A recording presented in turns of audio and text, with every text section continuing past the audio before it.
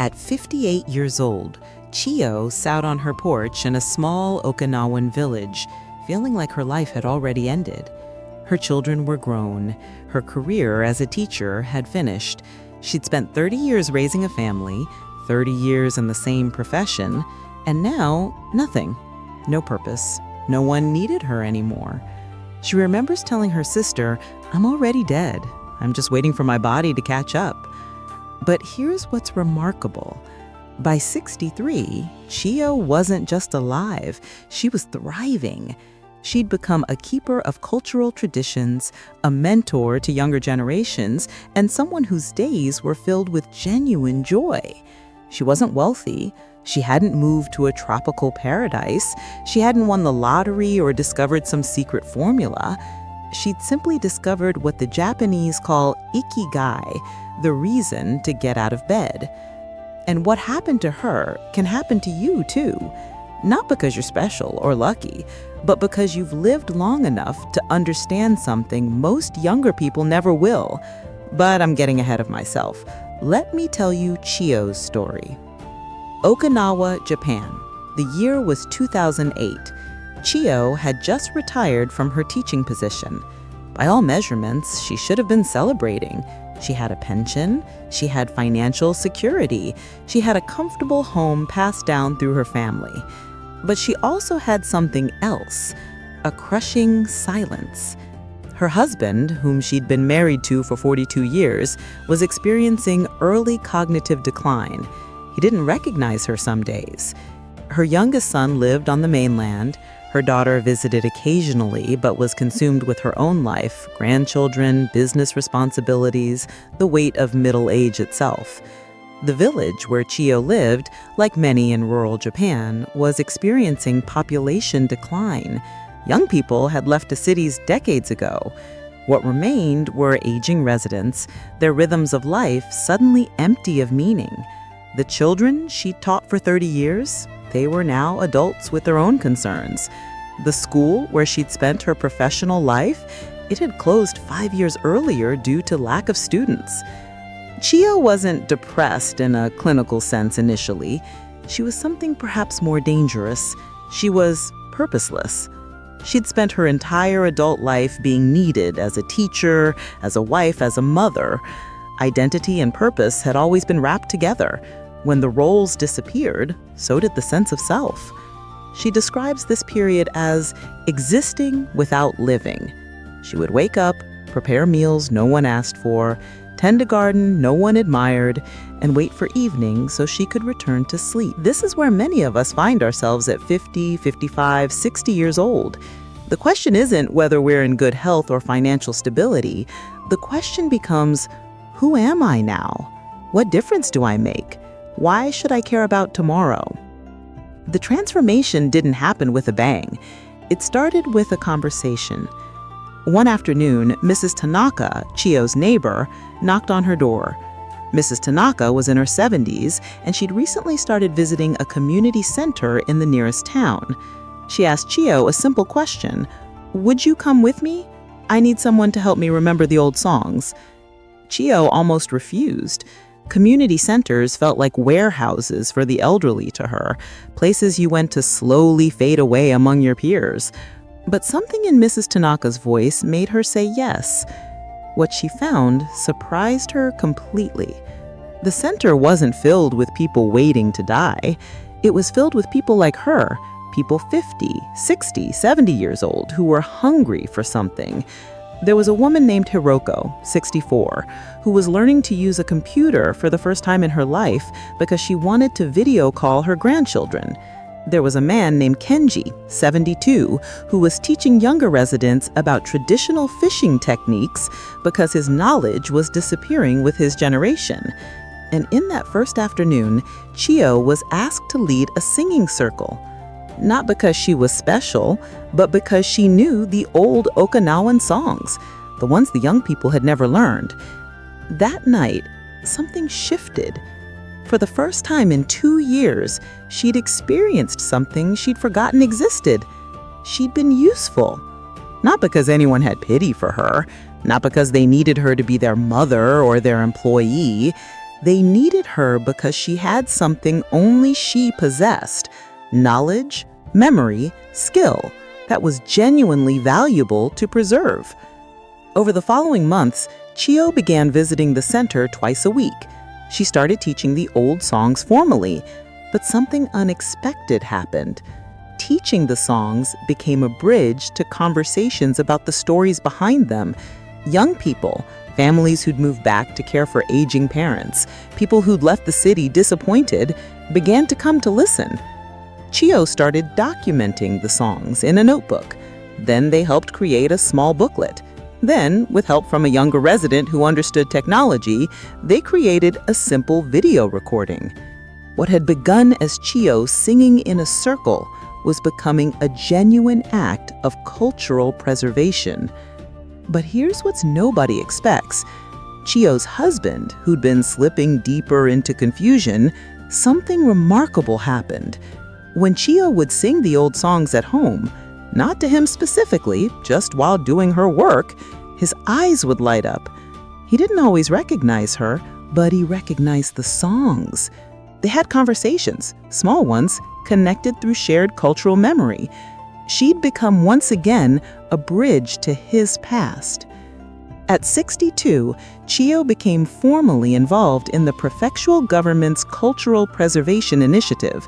Nothing glamorous, no significant money, but her name appeared in documents. Her knowledge was officially recognized. More importantly, young people started seeking her out. Students interested in cultural history, journalists writing about preserving traditions, university researchers about aging and purpose. The transformation wasn't dramatic. Chiyo never became famous. She didn't move to Tokyo. She didn't start a business. She simply discovered that what she had to offer, her 70 years of living in that place, her memories, her knowledge, had value. And having value, she discovered, is the definition of Ikigai. By 65, Chiyo's daily rhythm had completely transformed. She woke up early with purpose. There were songs to practice, young people to teach, stories to tell.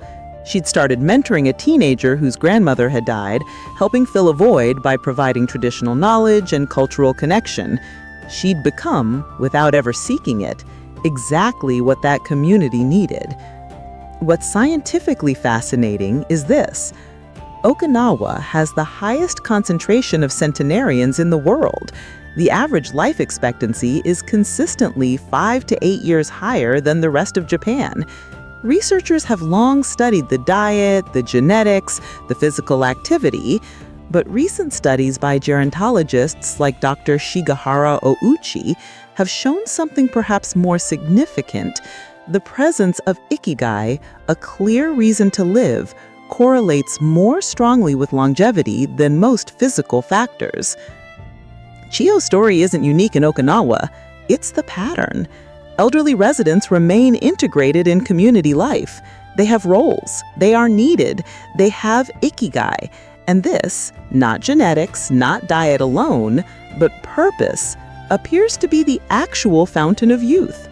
By the time Chiyo turned 68, she'd become something she never expected: an institution. The community center wouldn't function without her. 3 universities had recorded her for their archives.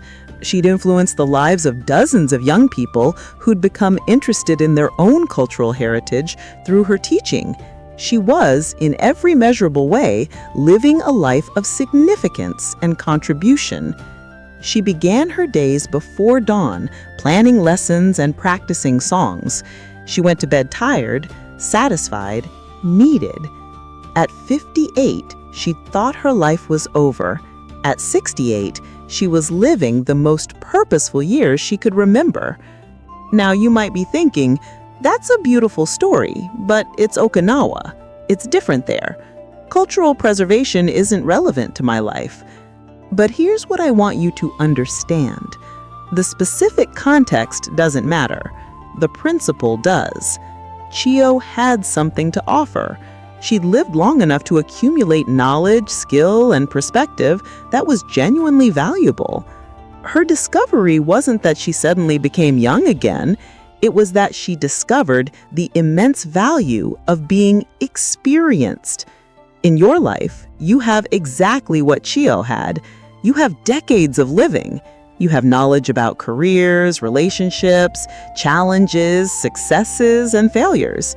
You understand things about resilience, about compromise, about priorities that a 25-year-old cannot possibly grasp. This isn't sad consolation. This is genuine competitive advantage. The first lesson is this: your age is not your limitation. It's your qualification. Whatever you choose to pursue now, mentoring, teaching, creating, building, preserving, or sharing, you bring an authority that comes only from having lived through it. The second lesson: purpose doesn't have to be monumental. Chiyo didn't cure cancer or write a best-selling book. She taught songs and shared stories. Purpose is simpler than we've been taught to believe. It's showing up. It's being needed. It's contributing something that wouldn't exist without you. The third lesson, and perhaps most important, you're not too late. Chiyo discovered her Ikigai at 58. She wasn't 40, she wasn't 30. She was the age you might be right now, feeling like the best years were behind her. They weren't. The best years, she would tell you, came after she stopped measuring her worth by youth or career advancement. If Chiyo could do this in a small rural village in Japan with limited resources, what could you do? You have access to technology she doesn't. You have networks she doesn't. You have probably more resources than she has. The question isn't whether it's possible. The question is whether you're willing to try. I want to give you a specific challenge, not a vague inspiration, but something concrete you can do this week. First, identify one thing you know that a younger person doesn't. It could be a skill, how to cook, how to negotiate, how to build something. It could be wisdom from experience, lessons from career, from relationships, from overcoming challenges. It could be knowledge, history you've witnessed, stories you remember, traditions you understand. Write it down, one specific thing. Second, think of one person or one community that would benefit from you sharing that. It doesn't have to be a formal position. It could be a grandchild. It could be a neighbor. It could be a community group, a church, a volunteer organization. Someone who needs what you have. Third, this week, reach out. Offer.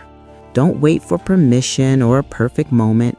Just say, I know how to do this. I'd like to teach you. This is how Chiyo started. Not with grand plans, with a simple conversation, a willingness to show up, and a recognition that what she possessed had value. This is how you discover your Ikigai. Not in philosophical reflection, but in the moment you realize that someone needs what only you can give. Your age isn't a countdown to irrelevance. It's evidence of your expertise. The story you're living right now, at 50, 60, 70 years old, isn't an epilogue. It's a new chapter with advantages you couldn't have had when you were young. If Chiyo's story resonated with you, if you recognize the emptiness she felt or the hope she found, please hit that like button. If you're searching for your own Ikigai, subscribe to join a community of people who understand that our later years can be our most meaningful. And in the comments, I want to hear from you. What is one thing you know that could benefit others? What skill or wisdom could you share? Your life still has tremendous value. The evidence is walking around in every person who could benefit from your knowledge. Chiyo found that truth at 58. It's never too late to find yours.